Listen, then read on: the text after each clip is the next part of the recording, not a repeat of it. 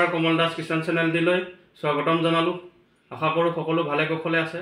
আজি বনালোঁ গাজৰ আৰু পিঠাগুড়িৰ ৰসগোল্লা। আহকচোন কেনেকুৱা হৈছে দেখাই দিওঁ। বহুত সহজতে বনাব পাৰে এই ধৰণে ফুলা ফুলা ৰসগোল্লা গাজৰৰ। ভাঙি দেখাওঁ।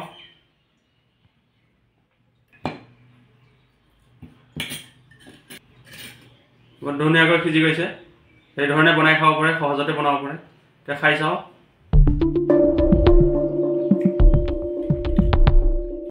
মজা। ভিডিঅ'টো চাই ভাল পালে লাইক শ্বেয়াৰ ছাবস্ক্ৰাইব কৰি দিব, লগতে কমেণ্ট কৰি জনাব ভিডিঅ'টো কেনে পালে। এতিয়া ভিডিঅ'টো আৰম্ভ কৰিম।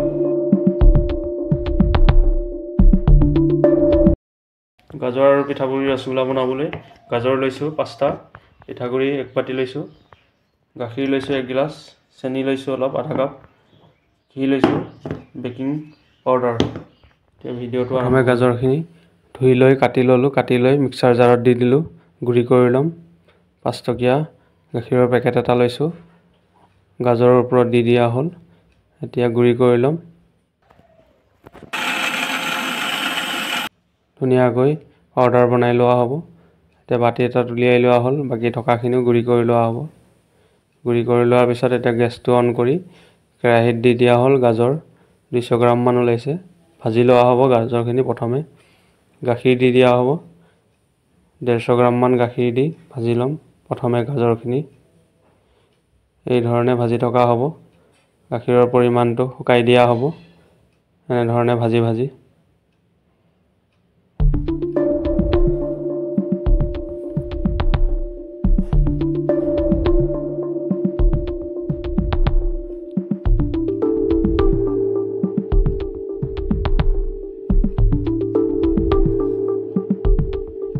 গাখীৰৰ পৰিমাণটো শুকাই গৈছে, ধুনীয়াকৈ ভাজা হৈ গৈছে। এতিয়া ঘি দি দিয়া হ'ব, 2 চামুচ ঘি দি দিম।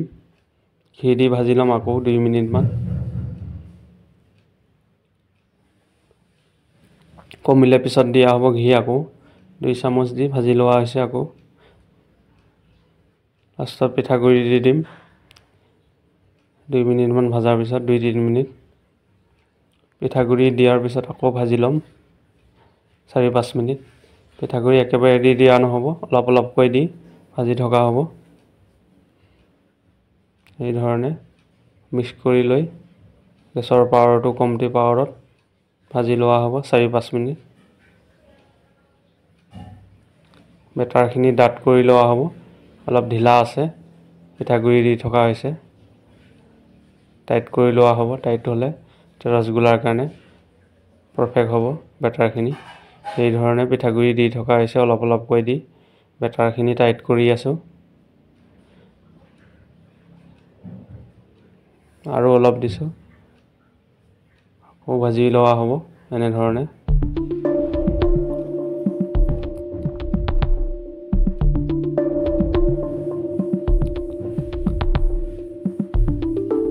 পানীৰ পৰিমাণটো শুকাই গৈছে, ৰেডি হ'ব হৈছে বেটাৰখিনি।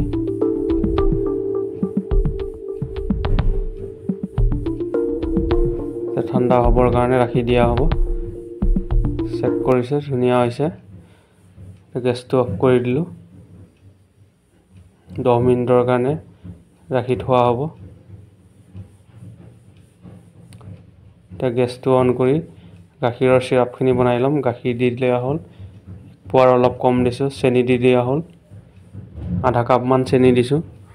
এতিয়া গলাই ল'ম, চামুচখনেৰে লৰাই দিছোঁ চেনিখিনি যাতে গলি যায়। ধুনীয়াকৈ ফুটিব ধৰিছে, গাখীৰখিনি ভালদৰে গলি গ'ল। এতিয়া গেছটো অফ কৰি দিয়া হ'ল, অফ কৰি ৰাখি দিম। ৰাখি দিয়াৰ পিছত এতিয়া গাজৰৰ ৰসগোল্লাকেইটা বনাই ল'ম। বেটাৰখিনি চাইছোঁ, ঠাণ্ডা হোৱাৰ পিছত অলপ ঢিলা হৈ গৈছে।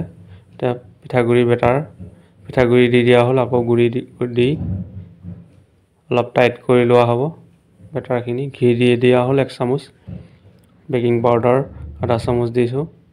একেলগে দি ধুনীয়াকৈ মিক্স কৰি ল'ম। মিক্স কৰি অলপ টাইট কৰি লোৱা হ'ব বেটাৰখিনি ৰসগোল্লাৰ কাৰণে।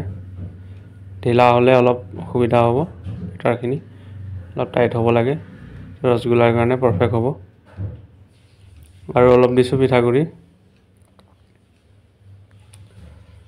আকৌ একেধৰণে মিক্স কৰি মঠি লোৱা হ'ব ধুনীয়াকৈ মঠি লৈ মিলাই লোৱা হ'ব এনেধৰণে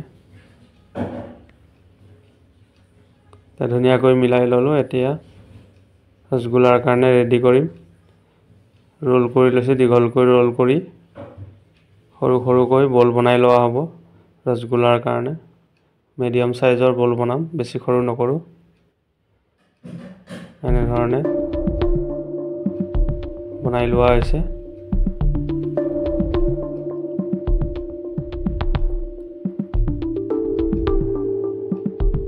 গোটেইখিনি ৰেডি কৰি ল'লোঁ বল এতিয়া গোল কৰি লোৱা হ'ব দুটা দুটাকৈ এই ধৰণে ধুনীয়াকৈ গোল কৰি লৈছোঁ ৰসগোল্লাৰ কাৰণে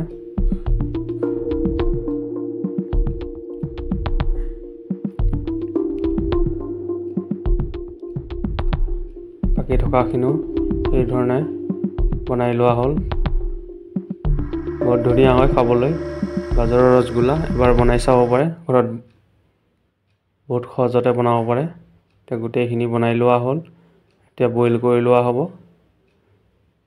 প্ৰথমে ৰসগোল্লাকেইটা পানী দি দিয়া হ'ল চচপেনটোত গৰম হোৱাৰ পিছত গেছটো অন কৰি গামলাটো ওপৰত ভৰাই দিছোঁ ফুটা থকা গামলাত এতিয়া 10 মিনিটমান বইল কৰি ল'ম গামলাত প্ৰথমে পিছত গাখীৰত দি দিয়া হ'ব গাজৰৰ ৰসগোল্লাকেইটা গামলাটোত দি ঢাকন লগাই দিম ঢাকন লগাই দিলোঁ এতিয়া বাহিৰত গেছ ওলাই নাযাবলৈ কাপোৰ লগাই দিছোঁ সাইডে সাইডে কাপোৰ লগাই ৰাখি দিয়া হ'ল 10 মিনিটমানৰ পিছত চেক কৰিম ধুনীয়াকৈ ফুলি উঠিছে চেক কৰি লোৱা হ'ব সিজিছে নে নাই হাতেৰে চেক কৰি লৈছোঁ ধুনীয়াকৈ সিজি গৈছে ঠাণ্ডা হ'বৰ কাৰণে ৰাখি দিছিলোঁ 5 মিনিটমান এতিয়া গাখীৰত দি দিয়া হ'ব গাজৰৰ ৰসগোল্লাকেইটা গাখীৰত দি বইল কৰি লোৱা হ'ব 5 মিনিটমান এটাকৈ গোটেইকেইটা দি দিয়া হ'ল